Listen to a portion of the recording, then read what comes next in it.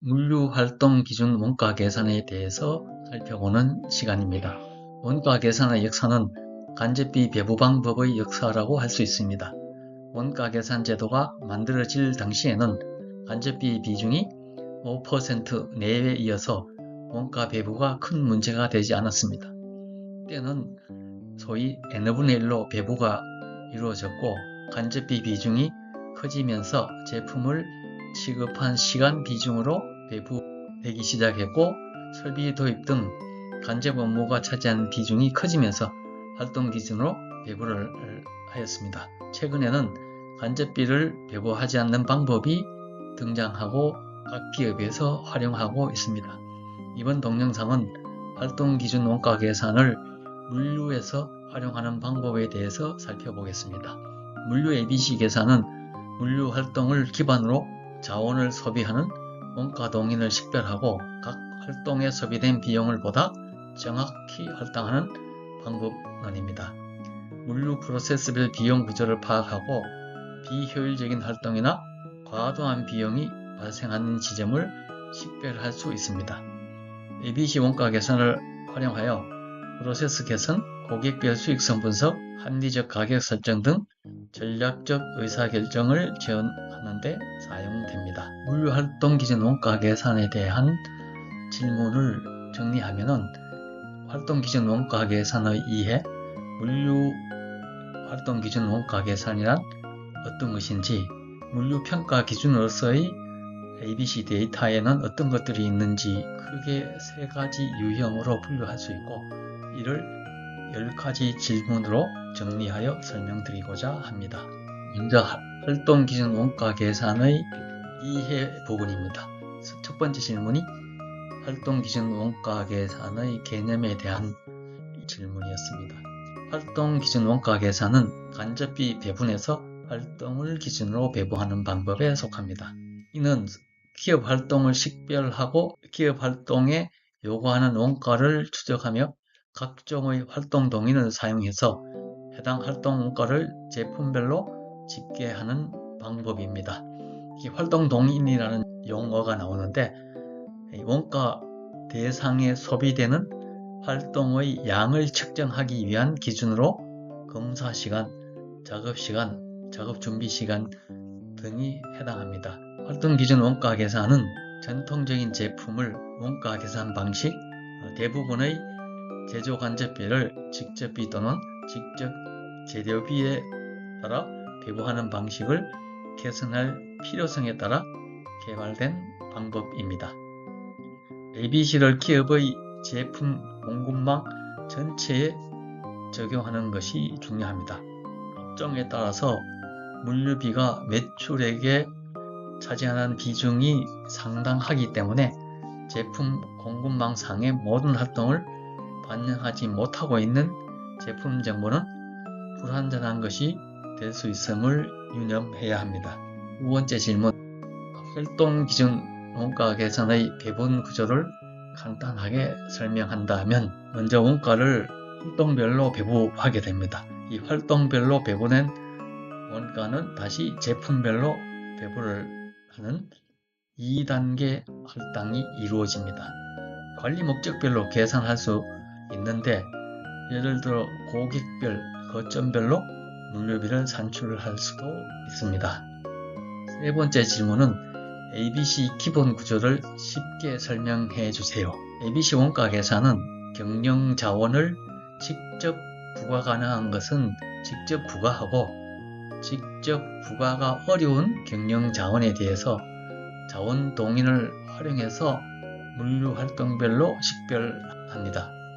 그래서 어떤 자원이 어떤 활동에 얼마나 사용되었는지 측정하는 데 사용되는 기준을 자원 동인이라고 합니다. 표를 참고해 주시면 되겠습니다. 이 물류 활동에 배부된 원가를 원가 동인을 활용해서 제품별로 배부하게 됩니다. 즉 원가 계산 대상별로 원가를 계산하게 되겠죠. 활동 동인이라는 것은 원가를 발생시키는 원인 또는 요인이 되는 것들이죠. 표에서는 예로서 번선 작업 활동이나 배부선 작업 활동에 대한 원가 동의는 선사별 작업 물량이라든지 모선별 작업 물량이라든지 이런 배부 기준을 제시한 사례의 표를 볼 수 있습니다. 네 번째 질문은 활동 기준 배부 방법의 이해를 돕는 간단한 사례를 들어주세요. 전통적 방법은 총 계정 원장에서 무엇으로 소비되었는지를 분류하죠. 급료와 임금 370만원, 복리후생비 100만원, 예비교통비 15만원 이렇게 해서 합계 530만원이 소비되었는 것을 가지고 생산시간 또는 취급시간으로 제품에 배부하는 방법을 사용하고 있는 것에 반해 활동기준 원가계산 방법은 구매부에서 어떤 활동이 이루어지고 있는지를 배부하는 방법입니다. 시장조사에 200만원, 협력업체 조사 100만원, 협력업체 교섭 50만원, 합계가 530만원입니다. 전통적 방법이나 활동기준 방법의 합계 금액은 동일하겠죠. 단지 전통적 방법은 무엇으로 소비되었는지, 활동기준 방법은 어떻게 사용되었는지를 기준으로 계산하는 것에 차이가 있습니다. 좀 더 살펴보면 구매부의 시장조사에 200만원이 사용되었다면 월 4회 시장조사가 이루어졌다고 가정을 하면 1회당 50만원의 원가를 계산할 수가 있습니다. 협력업체 조사 100만원, 월 4회 1회당 25만원의 원가를 계산할 수 있겠죠. 활동기준 원가 계산에 대한 개략적인 이해를 통해서 물류의 활동기준 원가 계산을 어떻게 할 것인지 살펴보겠습니다. 다섯 번째 질문은 물류 ABC 계산 절차를 설명해 주세요로 요약했습니다. 먼저 물류활동의 항목별 정리가 필요합니다. 표준 물류활동의 정의서를 제정해서 물류활동을 원가 산출이 가능한 활동으로 구분해서 정의할 필요가 있습니다. 보관비 2강에 자세한 정의 내용이 나와 있습니다. 이를 통해서 각 물류활동별 단가를 산정하게 됩니다. 앞서 구매부의 활동 기준을 살펴보면 시장조사 횟수에 200만원, 월 4회 시장조사가 이루어졌다면 1회 시장조사 원가는 50만원으로 계산할 수가 있습니다. 세 번째, 각 물류활동의 처리량을 파악하게 되겠죠. 각 물류활동이 일정 기간 동안 평균 몇 회 발생하는 것을 파악합니다. 각 활동별 원가를 산정하고 물류활동 처리량 곱하기 물류활동별 단가를 하면 되죠. 마지막으로 각 활동별 원가를 종합해서 전체 물류비를 산출하는 과정으로 진행이 됩니다. 여섯 번째 질문인 운송 활동기준 원가 계산 사례에 대해서 살펴보겠습니다. 768개의 물류량을 2회 수행되는 경우를 전제로 진행을 합니다. 운송의 액티비티를 구분해보면 총 10단계로 구분할 수 있는데 첫 번째, 전 설비를 발차 전에 점검한다. 두 번째, 지게차를 사용하여 1명의 작업자가 팔레트로 하적한다. 부터 10번째, 마지막 사무 작업을 한다. 10단계로 내용을 정리할 수 있습니다. 10개의 물류 활동을 원가 작용 동인인 인건비와 물건비로 구분해서 살펴보면 발차 전 점검은 인건비를 계산할 때 소요시간으로 하면 되겠죠. 팔레트 적재는 적하시간, 지게차 사용은 사용시간을, 문을 닫으면 소요시간, 이렇게 10가지 물류활동에 대해서 인건비와 물건비의 원가 작용 동인을 구분한 사례입니다. 운송시간을 물류활동의 종류별로 구분해서 원가 작용 동인의 실제 지수를 계산해 보았습니다. 사람수 곱하기 횟수 곱하기 단위 작업시간은 총 작업시간의 개념으로 계산을 하였습니다. 예를 들어서 1번 발차 전 점검은 1명 곱하기 1회 곱하기 3분으로 총 작업 시간은 3분입니다. 2번 트럭으로의 팔레트 적재는 일명이 32회 1.5분 소요되어서 총 작업 시간은 48분으로 나타났습니다. 같은 방법으로 10가지 물류 활동의 종류별 총 작업 시간을 기록한 표입니다. 총 작업 시간은 281분이고 운행 거리는 200km, 연비는 5km, 트럭의 7천만원, 연간 운송 거리는 13만 1000km, 지게차는 3050만원, 운행 시간은 8년 월 23일 10시간을 기준으로 계산했습니다. 전통적인 원가 계산 방식과 활동기준 원가 계산에 따른 물류 원가 계산 비교표입니다. 품목, 운송활동, 원가 적용 동인, 단가, 1회 시 운송비, 2회 시 운송비로 구분하고 이를 품목인 인건비, 연료비, 설비비로 구분해서 소요된 원가를 계산해 보았습니다. 예를 들어서 이 팔레트 적하는 2번, 8번 활동이고 원가 적용 동인은 즉 하시간이라고 볼 수 있습니다. 단가는 분당 200원, 1회시 운송비는 96분 곱하기 200원에서 19,200원이 됩니다.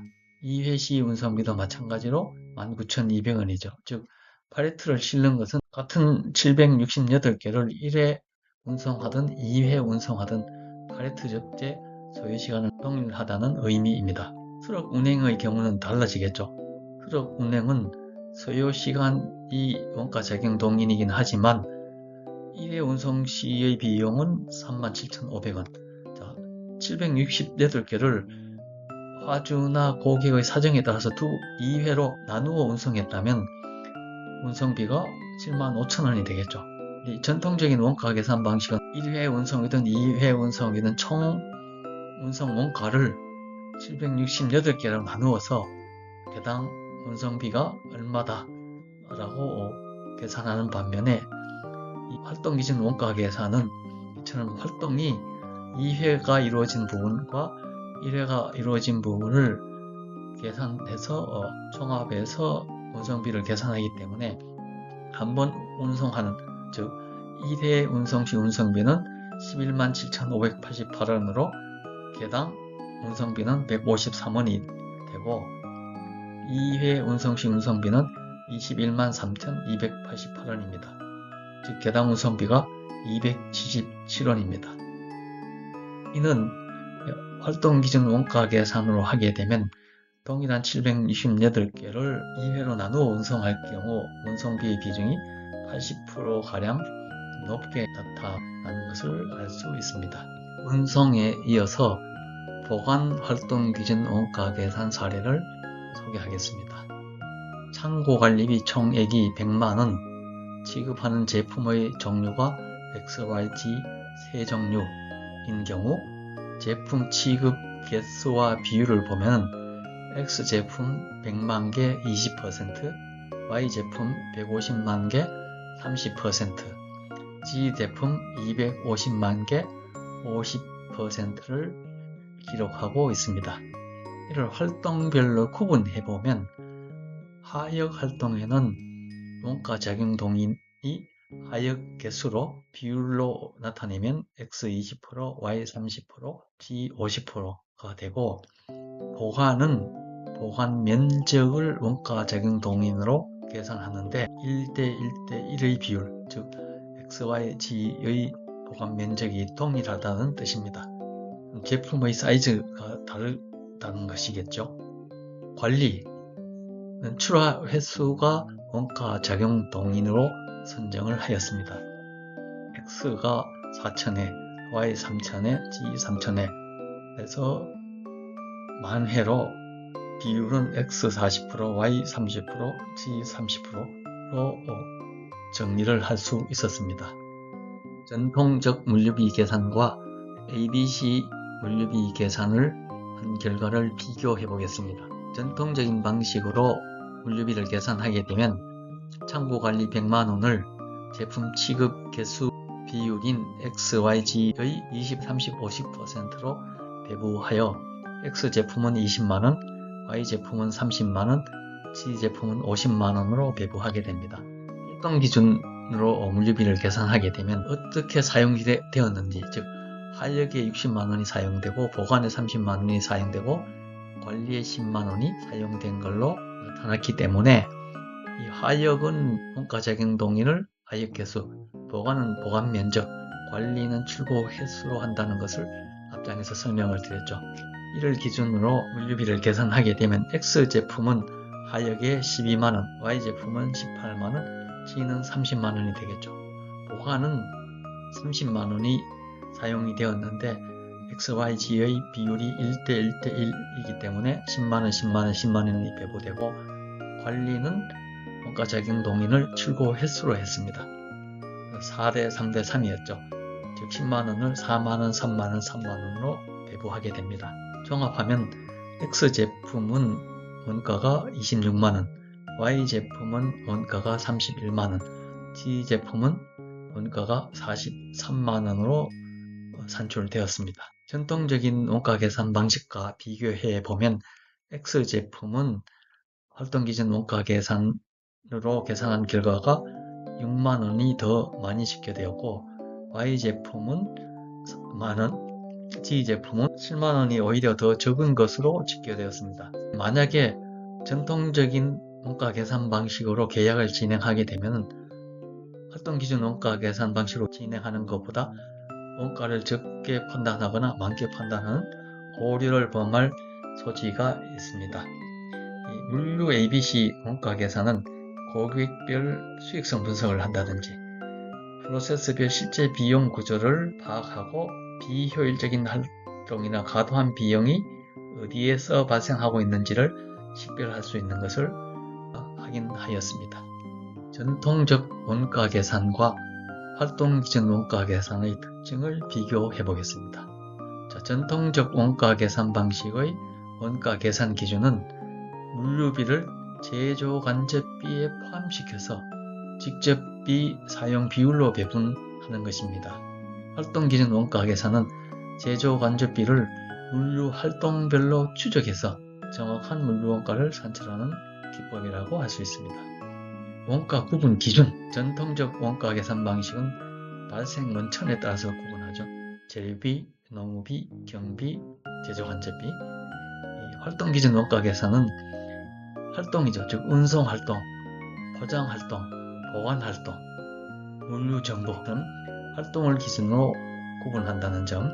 원가 배부 기준은 전통적 원가 계산은 직접비는 실적 기준, 간접비는 직접비 사용 비율에 따른 배분을 실시하고 있는데 비해 활동기준 원가 계산은 각 활동의 발생 정도에 따라서 배분을 실시합니다. 전통적 원가 계산 방식의 장점은 기존의 회계 시스템을 변경 없이 사용 가능하다는 점. 활동기준 원가 계산은 경제 활동에 대한 비용을 명확하게 산정할 수 있다는 점이 장점입니다. 단점은 전통적 원가 계산 방식은 제조 간접비의 정확한 배분이 어렵다. 사무 절차와 자금량이 복잡하고 많다. 활동 기준은 경제 활동의 인식과 해당 비용의 인식 및 분배, 절감 효과 측정이 쉽지 않다는 점을 들 수 있습니다. 물류 평가 기준으로서 ABC 데이터가 어떤 것들이 있는지 살펴보겠습니다. 9번째 질문은 액티비티와 서비스 관계를 표현할 수 있는 방법은 없는지에 대한 질문들이었는데 활동과 서비스별 매트릭스를 구성하였습니다. 영업활동 수주 관리, 창고 내의 어떤 제품군별 입출고, 택배편 있다면 택배편, 보관, 폐기 처리, 분류장 관리 이런 활동별로 구분을 하고 여기에 서비스 즉 보관, 임대, 하역, 운송, 폐기 처리 서비스를 매트릭스로 구성한 사례입니다. 각 기업에 적합한 원가 동인을 선택하여 사용하면 됩니다. 이 별표가 표시되어 있는 곳에서 사용할 수 있는 원가 동인을 제시하고 있습니다. 물류활동 기준 원가 계산 데이터를 활용하는 평가 기준이 있다면 어떤 항목들이 있는지에 대한 질문이었습니다. 영업활동 수주 배차와 같은 활동별로 동인들을 표시해뒀죠. 예를 들면 영업활동은 월 영업 방문 횟수, 월 신규 수주 획득액, 배차는 배차 수배 중량, 시간당 평균 적재율, 평균 주행 거리, 미사용 코스트 등이 있습니다. ABC 데이터를 바탕으로 한 활동별 업적 평가 기준으로 사용할 수 있는 동인들을 나타낸 것입니다. 20개 내외의 동인으로 구성되면 관리가 용이하다고 알려져 있습니다. 물류활동기준 원가 계산을 정리하면 ABC 계산은 간접비를 배부할 때 원가 동인을 식별하고 각 활동별로 배부하는 방법이다. 물류 프로세스별로 비효율적인 비용 구조를 식별할 수 있음을 사례를 통해서 살펴보았습니다. 대기업이라고 하더라도 원가 동인이 30개가 넘으면 관리하기가 쉽지 않다고 알려져 있습니다. 활동기준 원가 계산을 엑셀 프로그램으로 만들어 놓은 곳이 있어서 추천 사이트로 표기하였습니다. 수고하였습니다.